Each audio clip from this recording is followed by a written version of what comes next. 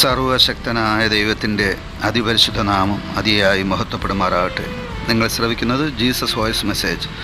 എല്ലാ ശ്രോതാക്കൾക്കും കർത്താവായ യേശുക്രിസ്തു നാമത്തിൽ സ്വാഗതം. അല്പസമയ ധ്യാനത്തിന് ഒരു വചനം വായിക്കുന്നു.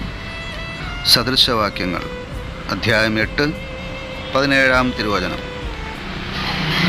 എന്നെ സ്നേഹിക്കുന്നവരെ ഞാൻ സ്നേഹിക്കുന്നു, എന്നെ ജാഗ്രതയോടെ അന്വേഷിക്കുന്നവർ എന്നെ കണ്ടെത്തും. കർത്താവിൽ പ്രിയരെ, നാം വായിച്ചു കേട്ട ജ്ഞാനികളിൽ ജ്ഞാനിയായ ശലോമോൻ രാജാവ് എഴുതിയ സുഭാഷിതങ്ങൾ അഥവാ സദൃശവാക്യങ്ങൾ 8 അധ്യായം 17 തിരുവചനത്തിൽ ദൈവം ഇവിടെ പറയുന്നത് ദൈവത്തെ സ്നേഹിക്കുന്നവരെ ദൈവം സ്നേഹിക്കുന്നുവെന്നാണ്. ഈ ഭൂമിയിൽ മർത്യന് ലഭിക്കാവുന്നതിലും ഏറ്റവും വലിയ അനുഗ്രഹം ദൈവസ്നേഹമാണ്. വീണ്ടും പറയട്ടെ, ഈ ഭൂമിയിൽ മർത്യന് ലഭിക്കാവുന്ന ഏറ്റവും വലിയ അനുഗ്രഹം ദൈവസ്നേഹമാണ്. ദൈവം തന്നെ സ്നേഹമാകുന്നുവെന്ന് യേശു കർത്താവിൻ്റെ 12 ശിഷ്യന്മാരിൽ ഒരാളായ യോഹന്നാൻ വെളിപ്പെടുത്തിയിട്ടുണ്ട്. ദൈവം സ്നേഹമാകുന്നുവെന്ന്. അതുകൊണ്ട് തന്നെ ദൈവം നമ്മെ സ്നേഹിക്കുന്നു. ദൈവത്തിൻ്റെ സ്നേഹത്തിൻ്റെ ആഴം ആർക്കും അളക്കാനാകില്ല. അവിടുത്തെ ഏകജാതനായ പുത്രനെ നമുക്ക് വേണ്ടി മരിക്കുവാൻ, നമ്മുടെ രക്ഷയ്ക്ക് വേണ്ടി നൽകുവാൻ തക്കവണ്ണം ദൈവം ലോകത്തെ സ്നേഹിച്ചുവെന്നാണ് വേദപുസ്തകത്തിൽ രേഖപ്പെടുത്തിയിരിക്കുന്നത്. നാം ദൈവത്തെ സ്നേഹിക്കുവാൻ നമ്മെ തന്നെ സമർപ്പിക്കുമ്പോൾ ദൈവസ്നേഹം നമ്മിൽ പരിപൂർണമായി തീരുവാനിടയാകുന്നു.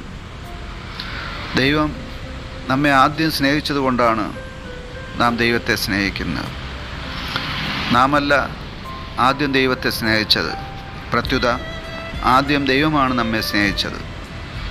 മർത്യരായ നാം പാപികളായിരിക്കുമ്പോൾ തന്നെ ദൈവത്തിൻ്റെ സ്നേഹം അവിടുത്തെ പുത്രനിലൂടെ നമുക്ക് നൽകി.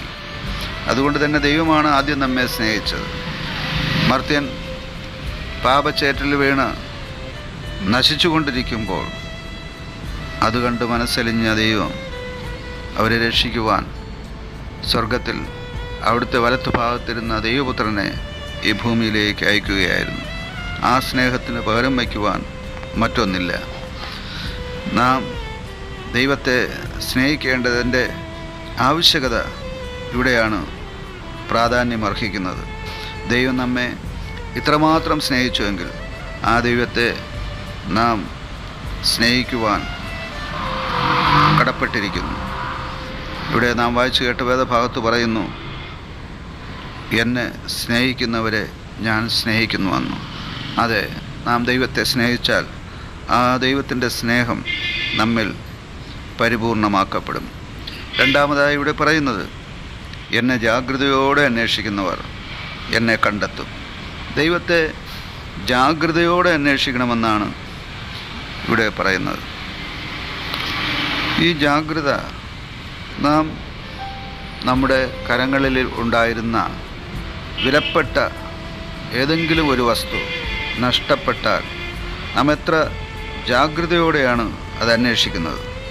വിലപിടിപ്പുള്ള ഒരു ആഭരണമാകട്ടെ, വിലപിടിപ്പുള്ള ഒരു വസ്തുവാകട്ടെ, നമുക്ക് നഷ്ടപ്പെട്ടാൽ നാം വളരെ സൂക്ഷ്മതയോടെ, വളരെ ജാഗ്രതയോടെ അത് കണ്ടുകിട്ടുവോളം അന്വേഷിക്കുവാനിടയാകും.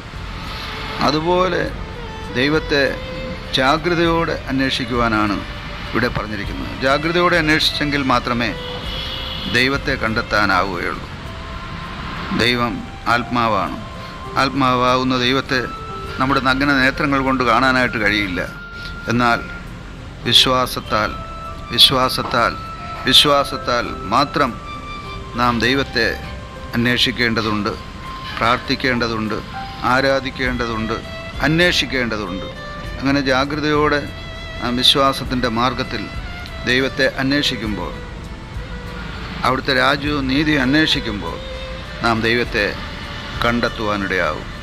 ദൈവത്തെ സ്നേഹിച്ച് ദൈവത്തിൻ്റെ സ്നേഹം പ്രാപിക്കുവാനും ദൈവത്തെ ജാഗ്രതയോടെ അന്വേഷിച്ച് ദൈവത്തെ കണ്ടെത്തി അനുഗ്രഹം പ്രാപിപ്പാൻ ഇന്ന് കേട്ട വചനം എല്ലാവർക്കും സഹായം ചെയ്യുമാറാകട്ടെ. ആമേൻ.